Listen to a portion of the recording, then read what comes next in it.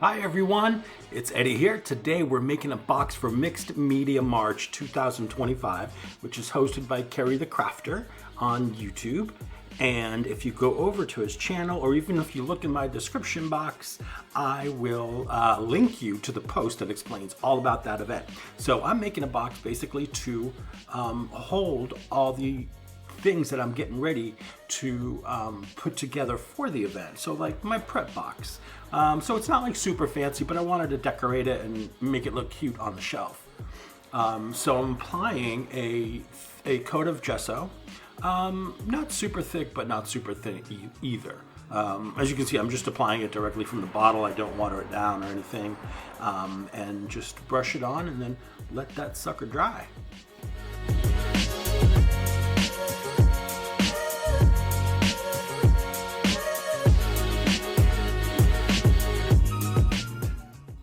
Okay, so for the inside, I took one of the flaps from the box and I trimmed it down to fill in that gap in the middle so it's more even. You know, I'm not filling in all the gaps, just that big one in the middle, so everything, you know, sits pretty, you know, flat. The bottom part of the box, I'm not really decorating. I'm just gonna paint it with some black acrylic paint. And it's like cheap stuff, so it's not like, you know, super heavy coverage or anything. I just want to get rid of the cardboard box color. And I didn't turn the camera on for it, but I did paint the inside of the box black. You just get to see the bottom part. Oh well, what are you gonna do?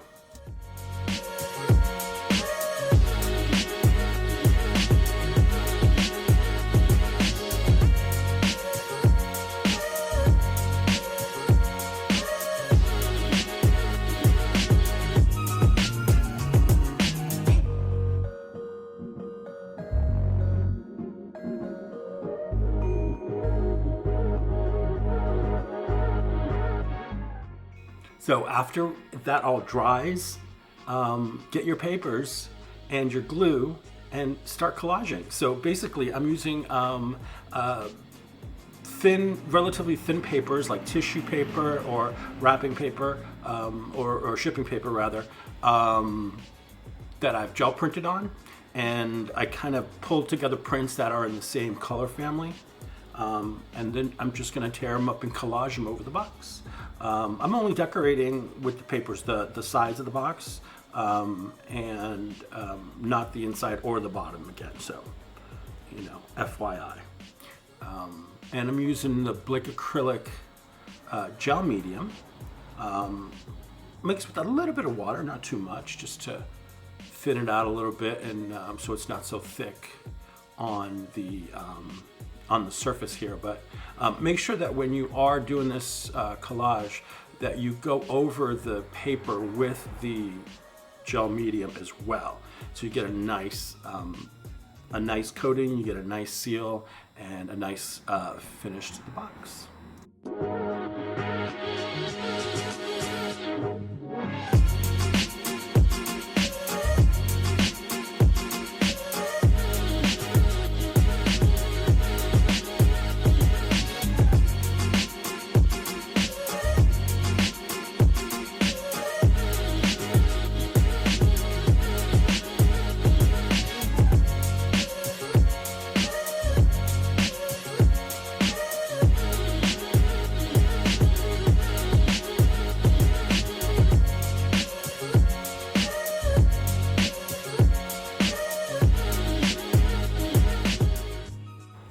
Now, if you have a larger piece that you want to collage onto your box, I find that it's helpful to glue it down in sections. So as you can see here, I'm just doing like one half there, the right half, and then I'll go over and I'll do the other half. Especially with this particular medium, because the Blick acrylic gel medium does dry quickly, so you have to kind of, you know, keep that in mind as you're working, and not so you're not wasting glue and wasting time and all that jazz. So all I'm going to do with the extra is I'm just going to trim it, leave about a 1/2 inch, and then glue down that trim over the edge of the box into the inside. That's it.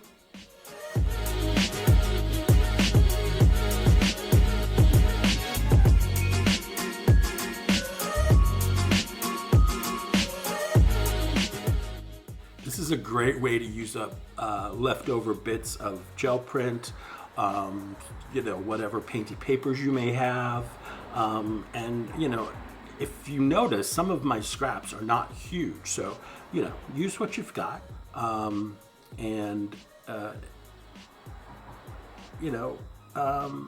Mix and match, your patterns and stuff. Why not? I think it's, as long as it's in, within the same wheelhouse of color, it's going to work all together on your box. And like I said, this isn't super fancy. This is just for me, for storage, and as long as I like it, that's all that matters. So same for you. As long as you like it, that's all that matters. But this is a great scrap buster.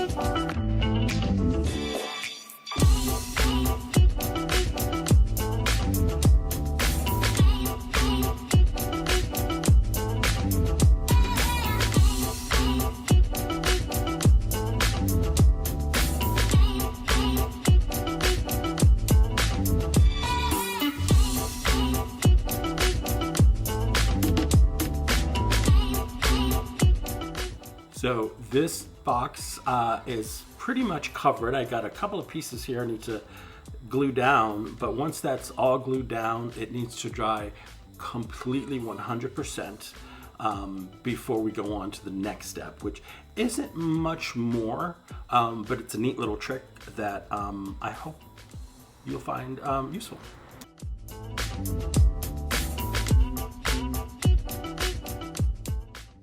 So I took the flaps from the box, the rest of the flaps, and I taped it together with a little space in between each so that it created a hinge. And then I'm going to use this complete piece, and you see on the left side there's a bend in the cardboard already from the construction of the box, so that's helpful. And so I'm going to use this as a removable divider to put in the box that, you know, if I need to put bigger stuff in there, then I can just remove it, and I've got a you know, full use of the space. And so I'm just using some painter's tape. If you've got masking tape, you know, use that just to tape it up, and then it's going to go in just like that. Perfect. Doesn't need no glue. It holds up pretty steady. I just have to paint it black.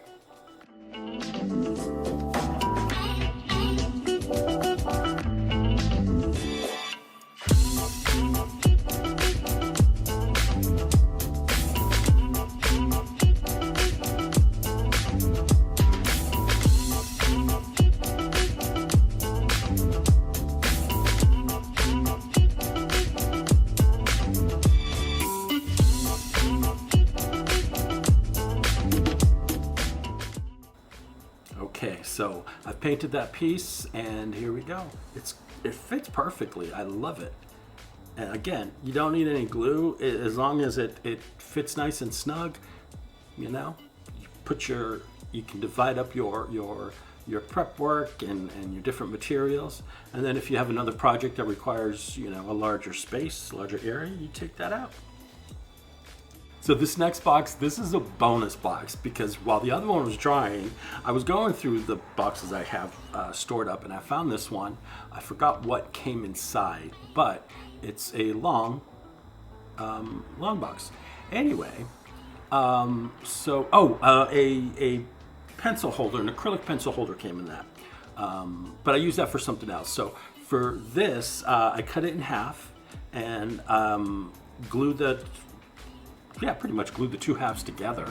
And so I've got a large pencil holder for all my colored pencils and, you know, other sort of pencil-like things, or, you know, pens that can stand.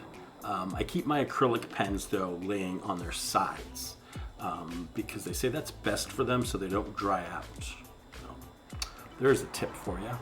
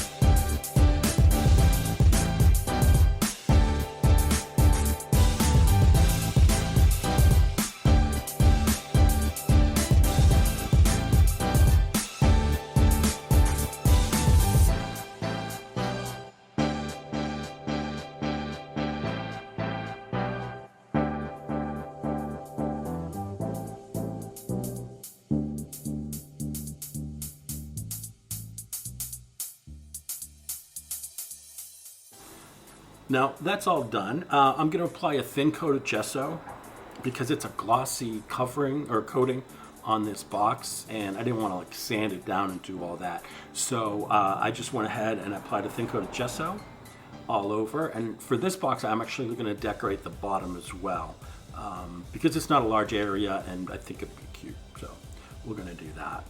So just apply thin. And then with this box, I'm going to use packaging paper, thin packaging paper, to paper mache the box to give it a little bit more strength. So I basically do this process twice.